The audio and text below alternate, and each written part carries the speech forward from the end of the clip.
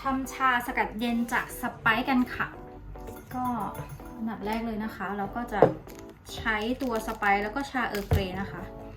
อันนี้เราจะทดลองใช้ชาเออร์เกรย์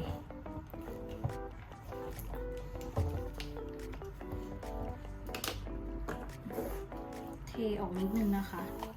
เดี๋ยวน้องจะฟู่าเกินไปซ่าๆนะคะจากนั้นก็ใส่ชาลงไป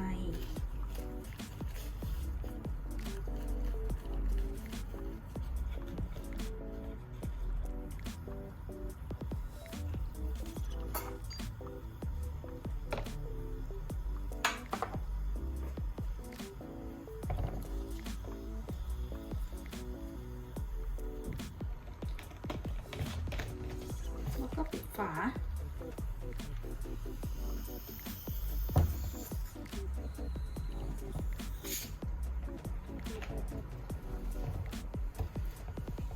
โอเคเดี๋ยวเราจะแช่ทิ้งไว้1 คืนนะคะ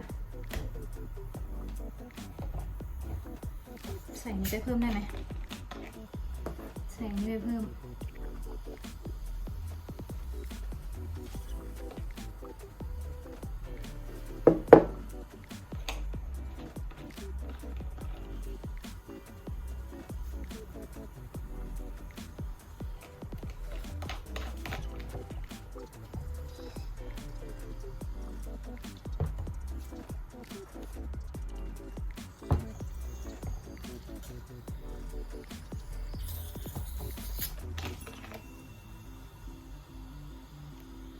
โอเคเราจะไม่ยุ่งกับมันแล้วเราจะแช่มันทิ้งไว้1 คืนนะคะ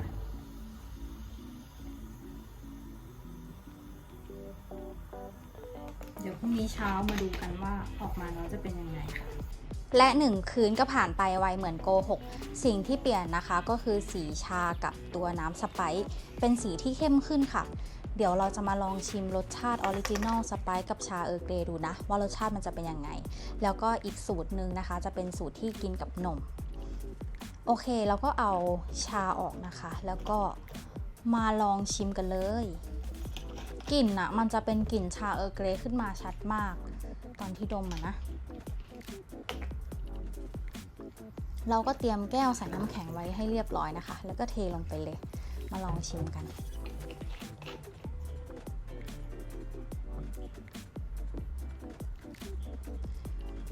มันจะเป็นรสชาติของชามาก่อนแล้วก็จะมีความซ่าๆของตัวสไปซ์นะคะสูตรที่2จะเป็นสูตรที่กินกับนมข้าวโอ๊ตนะคะแล้วก็วิปครีม